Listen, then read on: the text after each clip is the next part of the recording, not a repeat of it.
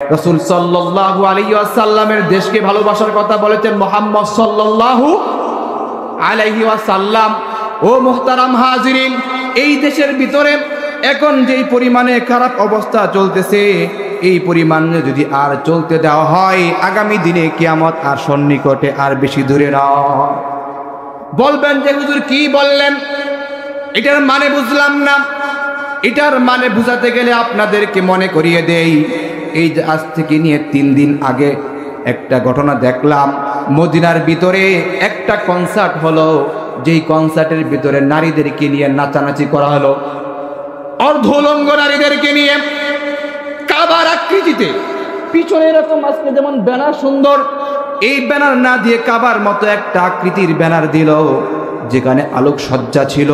সেই আলোকসজ্জার আলোকসজ্জিত অবস্থার ভিতরে আমেরিকান স্টাইলে, পশ্চিমাদের স্টাইলে নারীদেরকে নিয়ে, অর্ধলঙ্গ নারীদেরকে নিয়ে নাচানাচি করাইলো, গান করাইলো, বাদ্য বাজনা করাইলো।